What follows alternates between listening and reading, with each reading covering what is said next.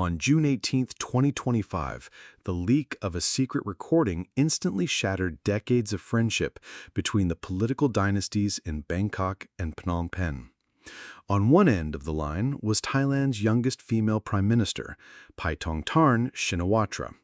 On the other was the man she had always respectfully called Uncle Hun Sen. What made Hun Sen, that old fox, betray his hand-picked close friend? It was a high-stakes gamble by Paetongtarn disguised as naivete that dealt a precise and devastating blow to the Shinawatra family, whose power is built on credibility. The Shinawatra and Hun Sen families have much in common. Both have grassroots origins, both have dominated their respective nations' politics for years, and their ancestors can even be traced back to the same province of Guangdong, China. But their paths to power were starkly different.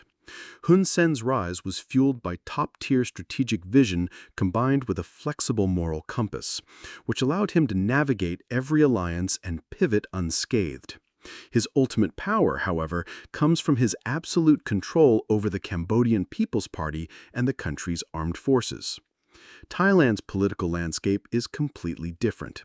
The Thai monarchy is no mere figurehead, and the military has long acted as the true power behind the scenes. Therefore, a Hun Sen-style political dynasty that bypasses the military is impossible in Thailand. The rise of the Shinawatra family's founder, Thaksin Shinawatra, was a product of harnessing and manipulating Thai public opinion. In Thaksin, you can see shades of Donald Trump, but Thaksin had one thing more: credibility. Born into an ordinary Thai family, Thaksin was a police officer in his youth before going into business. Leveraging the powerful connections he made as an officer, he secured a government-granted monopoly in the mobile communications sector in the 1980s. This state-backed monopoly allowed him to rapidly accumulate immense wealth, becoming Thailand's foremost telecommunications tycoon in just a few years. For a successful businessman so highly dependent on political favor, entering politics was a natural next step. Thaksin keenly recognized that Thailand's political climate was ripe for a politician like him, someone with grassroots origins who could act as a bridge between the elites and the common people. Several major events in the late 1990s set the stage. At the time, development in Thailand was extremely unbalanced, with wealth, education, healthcare, and power all concentrated in Bangkok and its surrounding areas. Millions of farmers moved to the city for work, were exposed to modern life but treated as second-class citizens, while their hometowns were deprived of adequate public services. Frustrated with the status quo, the Thai public began staging large-scale protests against the military in the early 90s. To quell the unrest, the king intervened and guided the country toward a new constitution that granted greater rights to the people. In 1997, the People's Constitution, which remains influential today, was passed. At almost the same time, the Asian financial crisis exacerbated the wealth gap and strengthened the Thai people's desire for a new kind of leader. Thaksin seized this moment of change. He bypassed Thailand's traditional small-party politics and founded the Thai Rak Thai Party, Thais Love Thais, using his fortune to brand himself. His strategy proved incredibly successful. In the February 2001 election, he won a landslide victory and became Prime Minister of Thailand. At that point, Thaksin was just a flash-in-the-pan political figure. His family was far from a political dynasty. The Shinawatras became a political powerhouse that would produce 4 prime ministers because of what Thaksin did after he was elected. He successfully built the family's brand. Thaksin's rise was the inevitable result of a marriage between big money and popular will. He knew that for an elected politician like himself, the Thai people were the only power he could truly rely on. Therefore, everything he did in his political career revolved around delivering on his promises and maintaining public support. During his campaign, Thaksin's policy promises were straightforward. You give me your vote, and I'll give you tangible benefits. After his election, he delivered on most of his core promises. He promised that any Thai citizen could receive most medical services at designated public hospitals for just 30 baht per visit. He promised to provide a low-interest loan fund of 1 million baht to every village in the country, managed by village committees to develop small businesses or cover emergency financial needs. To address the problem of agricultural debt, he promised a 3-year debt moratorium for indebted farmers, giving them breathing room to recover. These promises were quickly fulfilled during his first term. Delivering on his word earned Thaksin immense political prestige, but it also threatened the military. In September 2006, while Thaksin was attending the UN General Assembly, the military staged a coup, dissolved his cabinet, and installed a military-controlled body to take over the government. However, Thaksin's enormous political clout not only protected him and his family from direct persecution by the military, but also earned him the friendship of political figures outside Thailand. The most significant of these was the now shattered personal relationship between the Hun Sen and Shinawatra families. After the 2006 coup, Hun Sen, who by then had complete control of Cambodia, publicly expressed his sympathy for Thaksin and even hinted at offering him political asylum. After several years in exile, Thaksin finally accepted Hun Sen's invitation in November 2009, traveling to Cambodia to serve as his economic advisor.